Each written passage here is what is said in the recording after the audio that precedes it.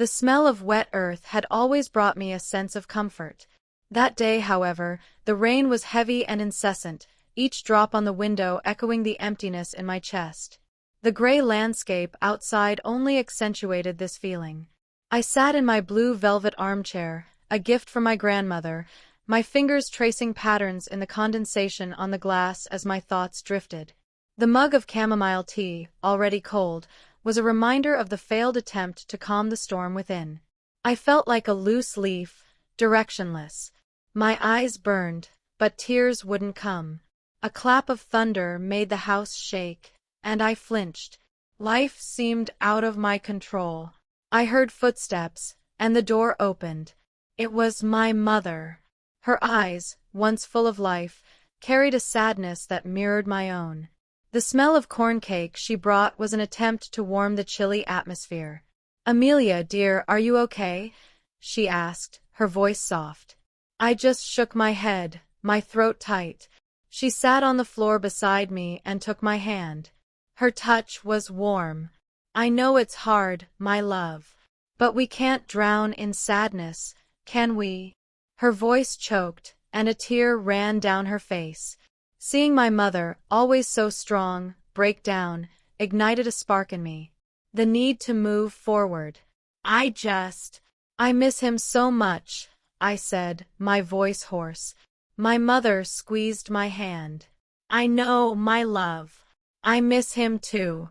But life goes on, and we need to find a way to live with this absence, to honor his memory." The hymn didn't need a name. The absence of my father, Arthur, Chef Arthur, was still an open wound. He was the sun of our home, the pillar. And now, without him, the darkness seemed eternal. The silence that followed was shared, filled with mutual understanding. My mother just stayed there, holding my hand, allowing the pain. The sound of the rain outside seemed less hostile, a reminder that storms pass. I looked at my mother, and a faint smile appeared on my lips. She smiled back. We had each other. That was enough. 2 years passed since that rainy day. 2 years of hard work. Arthur's menu, my father's restaurant, was a legacy. When he left, I threw myself into the kitchen, body and soul. I created, experimented, failed, and succeeded. My days began before the sun and ended long after the moon. My mother and my brother, the other Arthur, trusted me to keep the dream alive. And I did. Over time, the restaurant prospered again. Customers returned, delighted with the new dishes. Reviews praised the revolution at Arthur's menu. But the face in the photos, the name credited, was never mine. It was always him, Arthur, my brother. He had the charisma, my mother would say. The social skills that I, focused on the kitchen, didn't possess. I was the kitchen manager, the team leader. Pretty terms for someone who sweated and created while someone else received the applause. Amelia is good at the operational side, but the concept, the soul of the menu, I create, he would say in interviews. I swallowed the anger, the frustration, the pain of being unappreciated. I believed that one day, the truth would come out. I saw him on television at gala dinners, praised as the genius behind Arthur's menu. And me. I was in the kitchen, apron stained with flour, preparing dinner. One night, exhausted, finishing a wild mushroom and truffle risotto, Arthur entered the kitchen, a wide smile on his face. "Amelia, you won't believe it. Arthur's menu has been nominated for the National Gastronomy Award," he exclaimed, his eyes shining. My heart skipped a beat. My father's dream. My eyes filled with tears of pure emotion. All the effort was paying off. "Are you serious, Arthur? My God, that's amazing," I said, almost breathless. He nodded. "Yes. It's proof that my work is being recognized." The spark of joy in me diminished. "Let's celebrate. This is for Dad, Arthur. It's his legacy." He nodded, his smile a little more forced. "Yes, of course. For his legacy. and for the brilliant future I'm building. A chill ran down my spine. He saw me as a tool. In the following days, the house and the restaurant were swept up in contagious euphoria. My mother was radiant, Arthur the star. I was in the kitchen, with a knot in my stomach with every compliment he received. The awards night arrived. The municipal theater was packed. I was in the audience, next to my mother. When the name Arthur's Menu was announced as the winner, a wave of applause erupted. My heart raced. Arthur went on stage, impeccable. He received the trophy and raised it. He began his speech, talking about his father's vision, the passion that drove him, the sacrifices he had made. Every word was a blow. He spoke in the first person, as if everything was his work. No mention of me. I didn't exist, I was a shadow. My breathing became heavy, heat rose up my neck. The emptiness I felt on that rainy day returned, even deeper. At the party, Arthur was the center of attention. I was in a corner, with an untouched glass of champagne. A reporter approached him. "Chef Arthur, congratulations. Tell us about the team, who helps you create such genius." My heart tightened. This was my chance. Arthur laughed. "Oh, Amelia, she's great at following my recipes. The operational part, you know? The real touch, the concept, the innovation, that comes from me. I'm the brain, the soul of the menu." I felt the air leave my lungs. The champagne slipped from my hand, spilling on the floor. The sound of breaking glass was the only sound I heard. His words hit me with the force of a punch. It wasn't just denial, but public humiliation. It was the same anger, the same emptiness I felt at other times. I was erased. My mother approached, a smile still on her face. "Amelia, dear, why the long face? Aren't you happy? Arthur is a genius, isn't he?" I stared at her, my eyes probably wide. "Yes, Mom," I said, my voice almost inaudible. "A genius. But it wasn't Arthur. It was my genius. And it was my story he was stealing." Something broke inside me. Not sadness, but a fire, a silent fury. I knew something had to change. And it would. Rage consumed me. Every laugh, every flash that illuminated Arthur's face at the party was a nail hammered into my soul. I couldn't bear it anymore. My mother tried to approach, concerned by my paleness, but I pulled away. I didn't want her to see the fury in my eyes. I needed to feel that rage, let it give me the strength I didn't know I had. I need air," I stammered, and without waiting, I went to the balcony. The cold night air hit me like a slap, a welcome relief. I took a deep breath, trying to organize my thoughts. The city lights shone below, but I felt trapped. Images of my father in the kitchen, teaching me to sense aromas, to trust my palate, flooded my mind. He said that cooking was passion, truth, soul. And Arthur was turning everything into a lie. I closed my eyes, and a solitary tear rolled down, a tear of decision. Fear, submission, naivety, it all dissipated. In its place, a cold determination was born. I wouldn't scream, I wouldn't argue. I wouldn't beg. I wouldn't give Arthur the satisfaction of seeing me collapse. What he deserved was the truth, served cold. I went back home and straight to the kitchen, my sanctuary. I turned on the dim countertop light and started rummaging through my notes. I had everything. Every recipe draft, from the first idea to the final version. Old notebooks with sauce stains, emails with detailed descriptions of the ingredients I chose. Photos of dishes at different stages, most of them taken by me. And the tasting notes, where I documented every nuance of flavor. As I reviewed these treasures, memories surfaced. The day I created the Atlantic lamb, weeks of experimenting with doughs for the pear and gorgonzola ravioli, dishes that Arthur presented as his brilliant creations. The irony was cruel. The sun began to rise when I finished organizing everything. The piles of papers arranged, the digital files saved on a secure flash drive. The proof. My proof. When Arthur and my mother woke up, the atmosphere in the house was strange. I acted with a calm that seemed like resignation. But it was the calm before the storm. Amelia, you didn't eat anything at the party yesterday. Is everything all right? My mother asked. I turned, an almost imperceptible smile on my lips. I'm great, Mom. Never been better. Arthur, reading a newspaper, didn't even look at me. Good morning, champion, I said, my voice sounding stronger. He looked up. Oh, good morning, Amelia. Did you sleep well? Because I had a king's night, he replied smugly. It's good to be recognized for your work, isn't it? It gives you a certain pride. I nodded, maintaining the smile. Absolutely, Arthur. A pride that only those who truly do the work understand. He didn't grasp the irony. After coffee, I went to the restaurant. The kitchen was silent. I went straight to my workstation, the place where I had spent most of my life. I started collecting my personal belongings. My favorite knife, my embroidered apron, old cookbooks, a photo of my father and me as children. As I stacked my items, the kitchen door opened.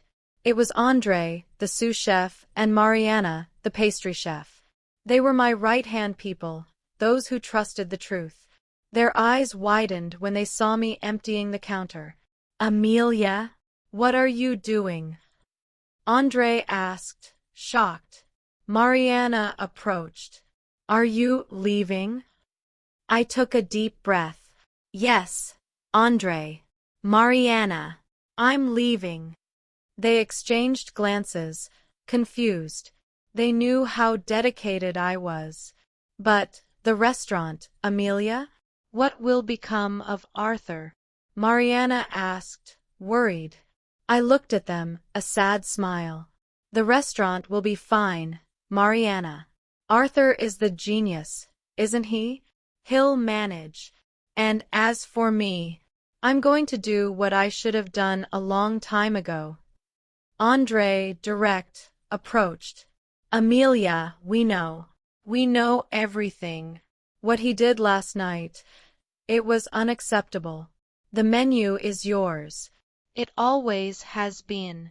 His words were a balm. Knowing they saw me, that they recognized my work, brought me relief. I know, Andre. And that's why I can't stay anymore. I need to create something that is truly mine, where my passion and my talent are celebrated, not hidden. Mariana, emotional, took my hand. Where are you going? What are you going to do? I looked at them both, and the idea pounding in my head took shape. I'm going to open my own restaurant, a place where cuisine is a form of art, not a facade for someone else's vanity. Their eyes shone. Are you really going to do that? Andre asked, a smile beginning to form. I am, I replied, my voice firm. And I wanted to ask you, would you be willing to come with me? To build something new, something real. Silence hung in the air. They looked at each other. Then Andre turned to me, a wide smile. Amelia, do you even need to ask? Of course. We're tired of seeing Arthur take all the credit. It's your turn to shine. And I don't want to miss the opportunity to work alongside the true culinary genius. Mariana nodded vigorously, her eyes watering. Yes, Amelia. I'm coming with you. I always knew you were the soul of this place. I can't wait to see what you'll create. A warmth of hope and loyalty spread through my chest. I wasn't alone. People who believed in me. That support was invaluable. Thank you, I said, my voice thick with emotion. It means so much to me. So much. Andre and Mariana helped me carry the box. The farewell to that place wasn't with tears, but with a feeling of liberation. It was a goodbye to the past, and a hello to a future I would build with my own hands. As I walked out, I took one last look at the Arthur's menu sign. A bittersweet smile appeared on my lips. Soon, the city would know a new name. And it wouldn't be Arthur's. The first few days after leaving Arthur's menu were a whirlwind of emotions and tasks. The feeling of freedom was intoxicating, almost as if a huge weight had been lifted from my shoulders. But at the same time, uncertainty hung in the air. I had Andre and Mariana's support, yes, but starting a restaurant from scratch was a colossal challenge. Every detail, from renting the space to choosing the pots and pans, weighed heavily on me. We found a perfect spot, an old warehouse downtown, with exposed brick walls and high ceilings. The space had a rustic, welcoming charm, a stark contrast to the more formal atmosphere of Arthur's restaurant. It was a place where I felt I could breathe, create, and be myself. What do you think of the name, Secret Flavor? I suggested one day, as we measured the main dining area. Andre scratched his head. Secret Flavor? It's interesting, Amelia. But, secret why? I smiled, a genuine smile that hadn't appeared in a long time. Because it's where the true magic happens. Where talent isn't hidden but celebrated. And where the flavors that were once one person's secrets will now be unveiled for everyone.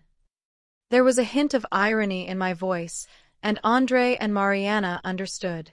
They smiled. I love it! Mariana exclaimed, her eyes sparkling. Secret Flavor. It suits you, Amelia. We dedicated ourselves body and soul to the project. Our combined savings were the initial capital, and every penny was cautiously planned. We spent hours sanding wood, painting walls, assembling furniture. It was exhausting work, but every hammer blow, every brushstroke, was a step towards my dream. The physical fatigue was compensated by the joy and hope that grew each day. Meanwhile, news from Arthur's menu reached us through former colleagues. Arthur was struggling in the kitchen. He tried to replicate my dishes, but without my touch, without the soul I put into each creation, they lost their sparkle. I heard his mushroom risotto is bland. And the lamb, it seems the sauce doesn't have the same consistency, Andre told me one day, a slight tone of satisfaction in his voice. I didn't feel joy at his failure, just a cold confirmation of what I already knew. He was a good manager, an excellent public relations person, but not a chef. My mother called frequently. Amelia, what are you doing? Arthur is a bit disoriented. He needs you at the restaurant. Mom, I can't. I'm building my own path now, I replied, trying to keep my voice calm, but feeling a tightness in my chest. She didn't understand. Or didn't want to understand. For her, my life revolved around Arthur's menu and my brother. The opening date for Secret Flavor was fast approaching. I spent my nights creating the menu, revisiting my recipes, but also experimenting with new ideas. I wanted each dish to tell a story, my story. A story of resilience, passion, and truth. The palate I had, the one my father always praised, was my greatest asset. I would use it to create something that was undeniably authentic. The weather was colder than usual for the season, a harbinger of the approaching winter. But inside Secret Flavor, the warmth of our hopes heated the atmosphere. The kitchen, with its new, shiny equipment, seemed to call to me. I was home. The opening night was a mix of nervousness and euphoria. Secret Flavor was impeccable, the tables elegantly set with simplicity, the dim lights creating a cozy ambience. The aroma of spices and fresh herbs hung in the air. Friends and a few curious guests, drawn by the buzz about the new restaurant, began to arrive. I was in the kitchen, my white apron spotless, my heart beating strongly in my chest. Andre and Mariana were by my side, ready. Ready, chef? Andre asked, an encouraging smile. I took a deep breath. More than ever, Andre. More than ever. The first dishes left the kitchen. I observed the customers' reactions, each bite, each expression. And what I saw was admiration. Their eyes sparkled. Conversations quieted as they savored the food. It was the answer I had hoped for. My food spoke for me. The next day, the first reviews began to appear. They were positive, enthusiastic. They spoke of a new star on the gastronomic scene, of innovative dishes with a touch of tradition, and what touched me most, a cuisine with soul reminiscent of the genius of a not-so-distant past. I knew who they were referring to. My father.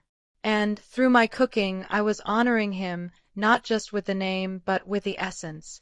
Meanwhile, the situation at Arthur's Menu deteriorated. Online reviews began to plummet. Comments like, "Lost its sparkle," "Something's missing," "It's not the same anymore" became common. Arthur tried everything. He changed the menu, ran promotions, gave interviews. But it was no use. Without my creativity and my palate, the restaurant was losing its soul. My mother called, her voice thick with emotion. "Amelia, things aren't well here. Arthur is desperate. The customers aren't coming anymore."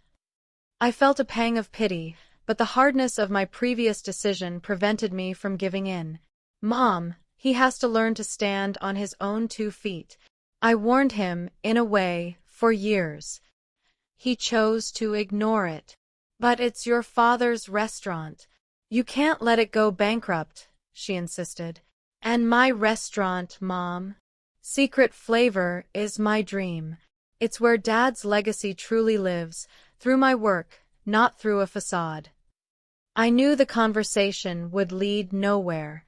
I said goodbye to her and turned my attention to what really mattered. Reservations at Secret Flavor began to fill up. People wanted to experience the new chef's menu that was causing such a stir. Journalists sought me out for interviews. At first, I hesitated. But then I remembered that day at the awards party, my invisibility. It was time to tell my story. In an interview for a prominent gastronomy magazine, I sat across from the reporter, Ms. Costa, in the cozy dining room of Secret Flavor. She had a sharp look, and I knew she wouldn't settle for superficial answers. "Chef Amelia," she began, with a smile, "your dishes are truly astonishing. Many critics compare your cuisine to that of the late Chef Arthur, an icon. Is there any connection beyond the name of your previous restaurant?" I took a deep breath. The moment of truth. "Ms. Costa, the connection runs deep. My father, Chef Arthur, was my mentor, my greatest inspiration. I grew up in his kitchen, learning every secret, every nuance." "And Arthur's Menu?" she asked.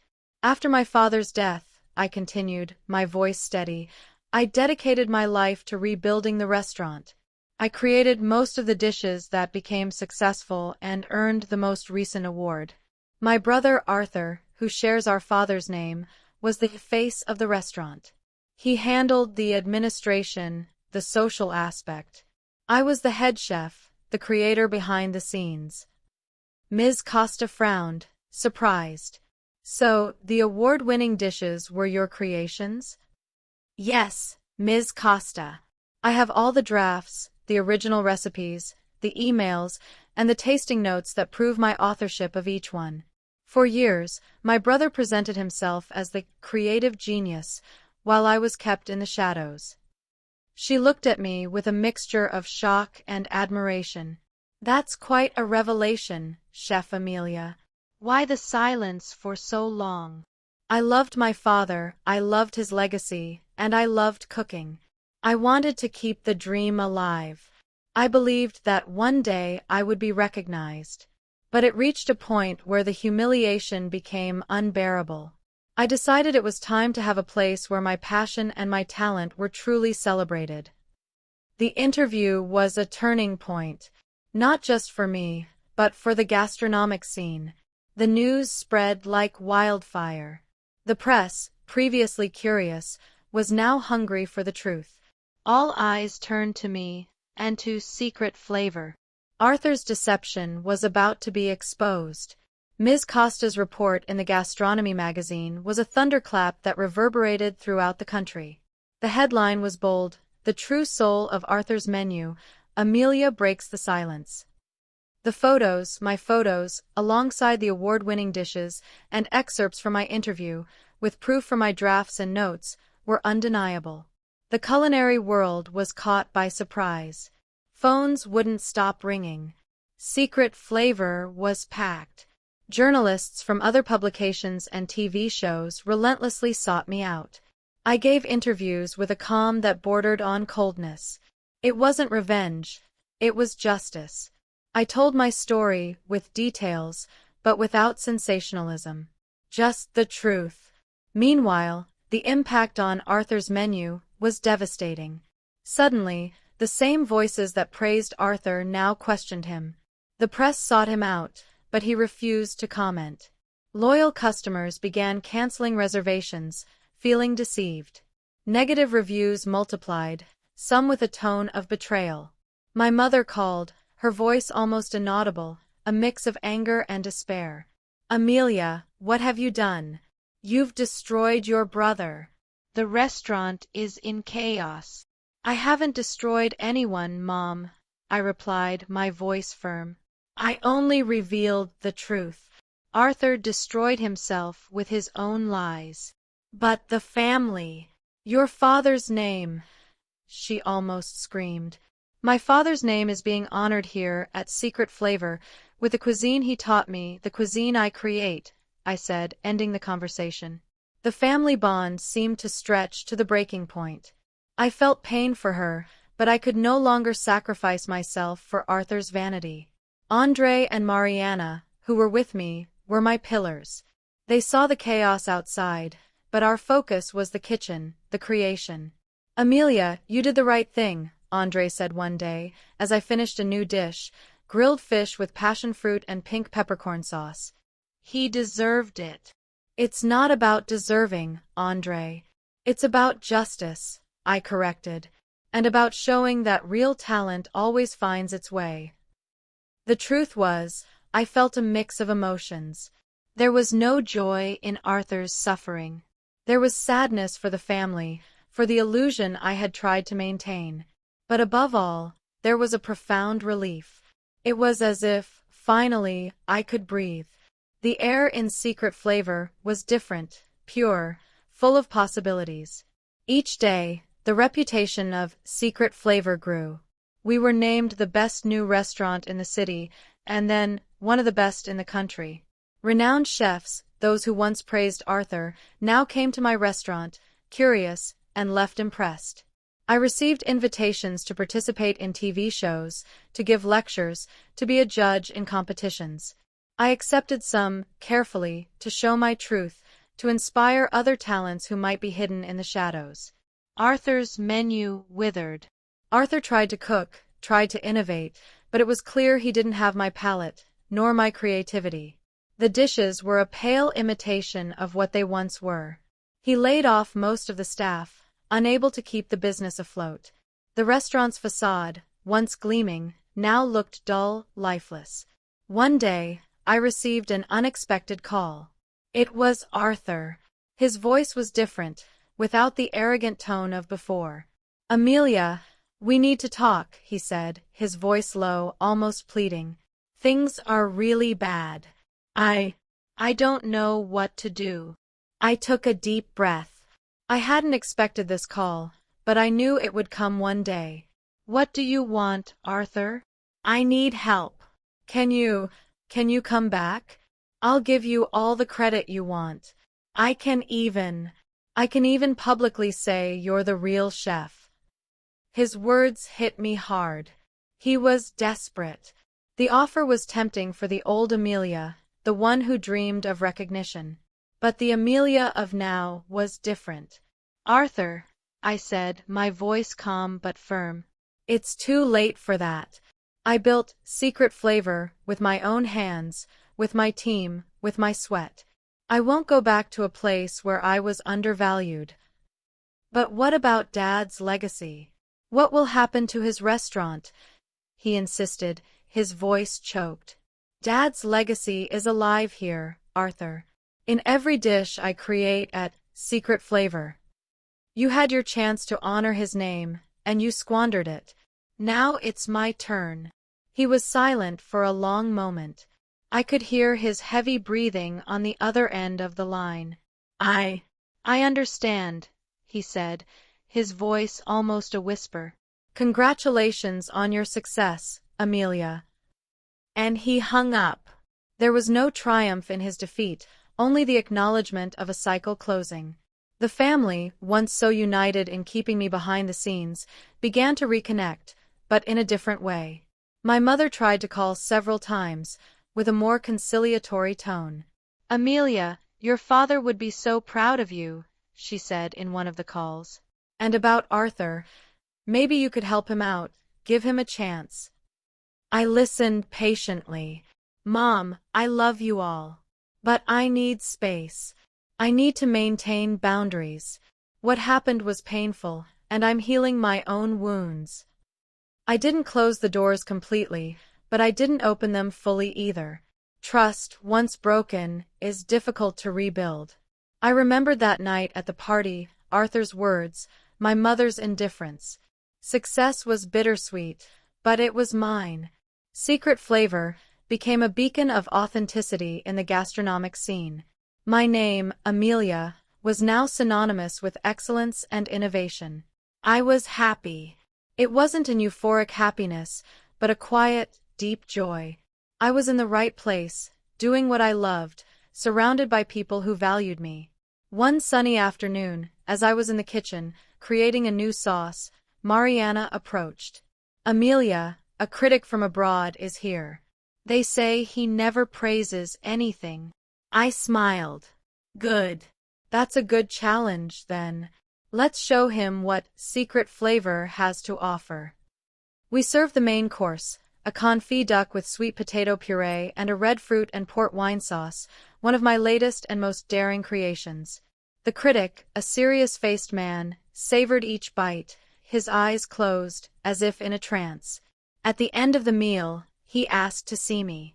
I came out of the kitchen, my heart pounding. He stood up, extended his hand, and said, Chef Amelia, your cuisine is poetry. It's an experience. You have a gift. The world needs to know Secret Flavor, and more importantly, the talent of the true Chef Amelia. At that moment, there was no anger, no emptiness. There was only the pure and simple joy of being recognized, of being seen, and of knowing that, finally, I had found my own place in the world. What did you think of Amelia's story? Share your thoughts in the comments. We'd love to hear them. If you enjoyed this story, please like and share this video to support us and subscribe to the channel for more surprising stories.